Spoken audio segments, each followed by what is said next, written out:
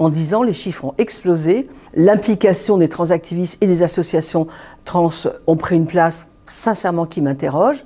Donc, il est temps de remettre le chemin, si vous voulez, du bon sens par rapport aux enfants et adolescents.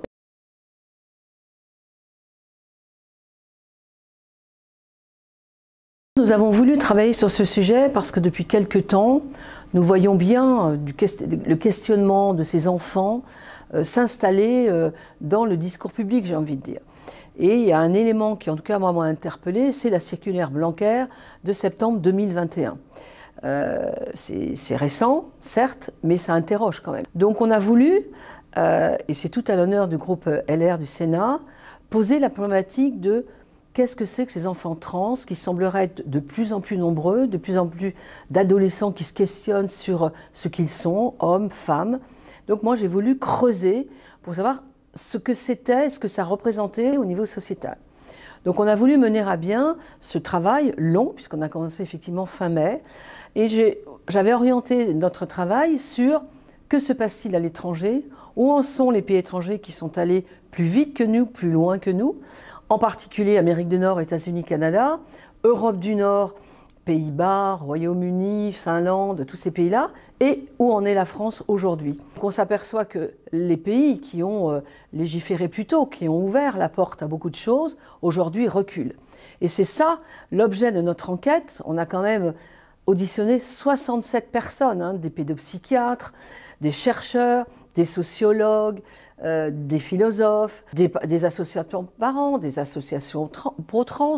On a ouvert le débat complet parce qu'effectivement on sait qu'il y a deux lignes. Il y a la ligne qui dit qu'il faut faire attention quand les mineurs se questionnent et prendre du temps, les encadrer, poser le problème avec les parents. Et puis il y a les activistes qui disent non, le ressenti est essentiel, il faut laisser les enfants s'autodéterminer par rapport à leur sexe, et voilà, et ça, c'est un vrai sujet. Donc l'idée aujourd'hui, c'est de faire comme d'autres pays qui étaient allés très très loin et qui maintenant reculent, d'interdire un certain nombre de pratiques et laisser le temps au temps. Un adolescent qui se questionne, c'est normal, mais il faut peut-être l'accompagner. Le problème que nous avons aujourd'hui, nous n'avons pas suffisamment de services pédopsychiatriques pour accompagner les enfants et les parents. Parce que le problème de la place des parents aujourd'hui, c'est qu'ils se sentent coupables quand ils disent pas oui, ils subissent la pression de certaines associations, les réseaux sociaux par là-dessus qui font dire aux enfants « mais tes parents sont méchants, ils t'écoutent pas, viens, on va t'aider à passer à autre chose ». Tout ça fait que les parents se questionnent et qu'on doit aider les parents aussi. Donc aujourd'hui, on est dans ce questionnement de dire d'abord il faut interdire toute chirurgie de réassignation, parce que ça s'appelle comme ça pour les mineurs.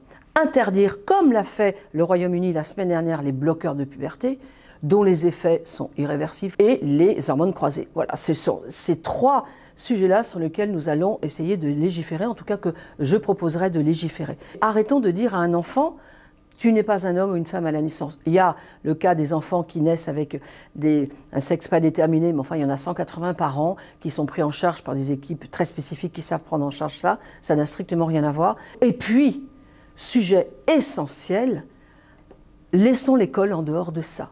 Laissons l'école en dehors de ça, ça c'est essentiel. Pas de transactivistes au sein des écoles. L'école doit être neutre. On interdit à tout activiste politique, religieux d'être dans l'école. Ben, l'activiste trans, il ne rentre pas dans l'école non plus. On laisse l'école dans cette neutralité qui fait que les enfants sont dans un système scolaire unique pour eux, sans influence extérieure. Ça, c'est extrêmement important.